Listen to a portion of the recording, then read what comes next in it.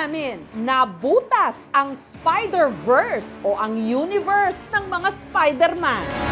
Sa halip kasi na isa lang ang gumapang palabas,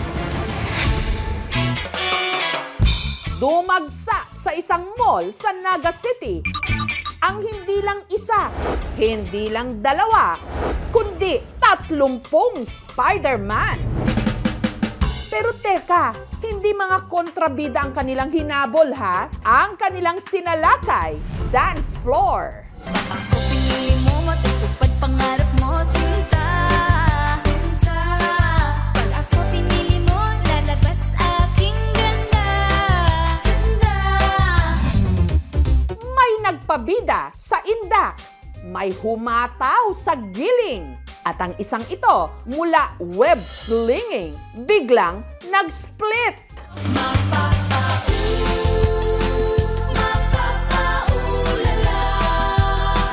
Mapapaulala sa giling ko. Pero sino ang lalaking nasa likod ng maskara na imbes na magbuga ng sapot, ang ikinalat good vibes?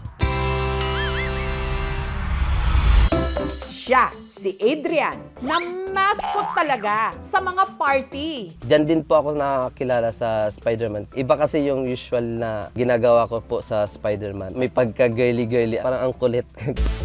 Huwag na raw magtaka kung maning-mani lang kay Adrian ang pagsasayaw. Dancer kasi talaga siya. Para lang sa'yo, ang giling-giling ko. Para lang sa'yo, ang giling-giling ko. Para lang sa'yo. Way back 2018 po, first year college, work ko na din po siya as student. Mapapaulala.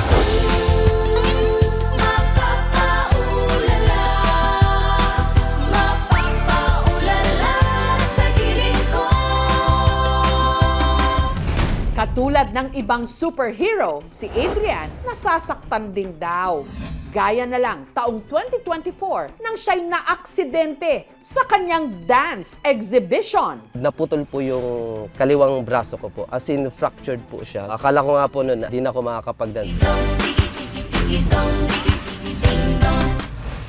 Ang pananakop ng mahigit 30 Spider-Man sa mall, pakanaraw talaga ng leader nilang si JP, na dati namang mascot nina Bumblebee at Optimus Prime ng Transformers. Kinuha po kami for Spider-Man premiere to approach some moviegoers. Ang challenge kay JP, paano makakalap ng 30 Spider-Man cosplayer sa loob lang ng 2 linggo? Number one na requirements ko na para makasali ka sa amin is makulit ka lang and very approachable. Actually, most of them are students para at least meron silang mga extra income. Pero ang pinakamahirap daw talagang gawin, ang humanap ng 30 costumes ng iba't ibang bersyon ng Spider-Man. Swerte po nga namin, may mga available na ngayon through online. Yung iba naman po, ginawa din po siya. Ang pinaka-nakakuha raw ng cuteness ni Spider-Man, ang miyembro nilang si Russell. Habang ang pinakabata sa grupo, si Jack. Na-discover ako dun ni boss na magaling pala akong sumayaw. Astigma ng kanilang datingan. Kapag naman tumugtog na ang music, lahat sila bumibigay sa dance floor.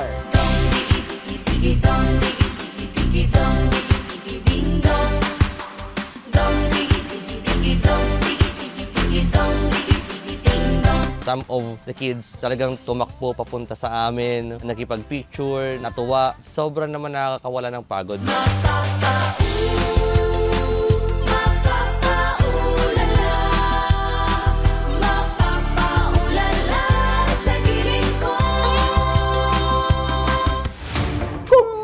Lang din ni Spider-Man ang pag-uusapan. Uwian na dahil mahirap siyang tapatan. Ang kanya kasing stunts, buwis buhay. Nariyang nag-backflip at nagtatatalon. Tumakbo ng matulin habang nagka-cartwheel. Ang Spidey sa video, tiga Caloocan, ang professional parkour coach na si Paul. Si Jackie Chan, he can move into obstacles efficiently na parang walang nakaharang sa kanya. Ganyan yung concept ng parkour. Ginawa ko rin talaga yung mga real-life Spider-Man stunts in the movies.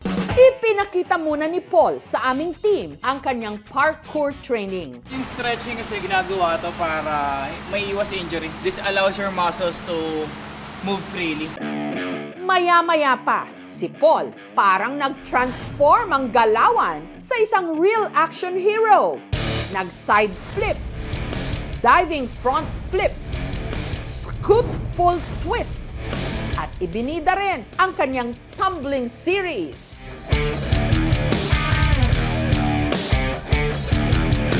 At ang kanyang finale move, ang tinatawag niyang gainer layout.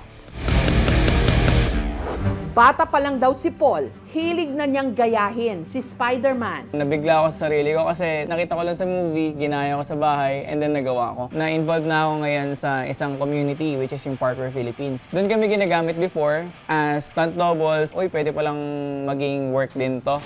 Bukod sa trabaho, passion daw talaga ni Paul ang pagpa-parkour. Taong 2024, gumawa pa nga siya ng makapigil hiningang stunts sa Maynila.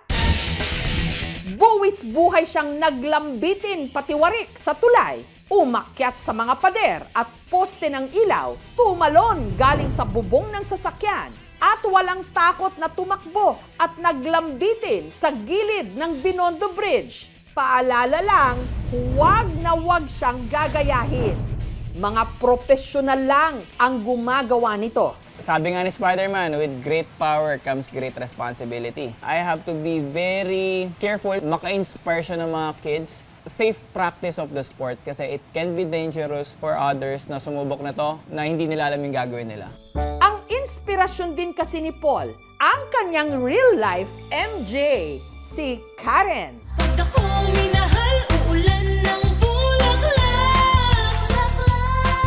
Pag ako pinili mo, puso ko'y parang sa'yo.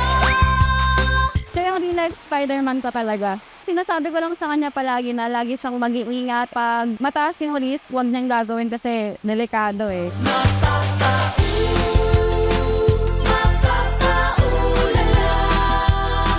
Mapapaulala sa giling ko.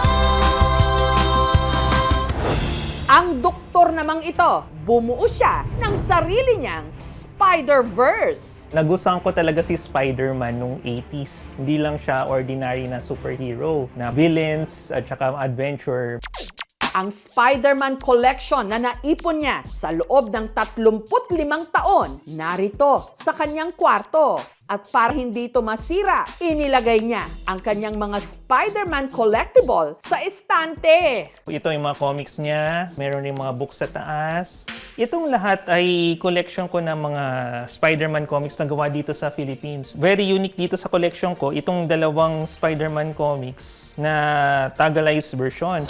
Ito na yung pinakamalaking kong collectible, 1/2 life size. Itong hawak ko, robot nung 1978 of Japan Spider-Man. Dahil dito, naisipan nila na gumawa ng TV series na may kasamang robots. Nauna yung robot ni Spider-Man compared sa mga ibang Japan characters. Ang pinaka-rare daw sa kanyang koleksyon, ang vintage Spider-Man toy na galing pa ng Amerika. Wala kang makikita ganito sa Philippines. Ito yung binibentang costume sa US noong 1978. So yung mga bata, kung gusto nila magsuot ng Spider-Man, ganito yung sinusuot nila. Meron din siyang CD at DVD collection ng Spider-Man movies at games, pati na comic art. Nare-relax daw si Doc Alex kapag pinagmamasdan niya ang kanyang koleksyon. Lalo na kung siya'y nakaupo sa kanyang Spider-Man massage chair. Dahil tumatanda na tayo, kailangan lang natin ng pang-relax stress at saka pang-massage para sa mga ating sakit sa likod. Hindi naman ibig sabihin na high value yung collectible ay doon ka lang maging masaya. It's good for the mental health. Iba-iba man ang paraan ng pagiging Spider-Man, iisa ang kanilang pinatutunayan.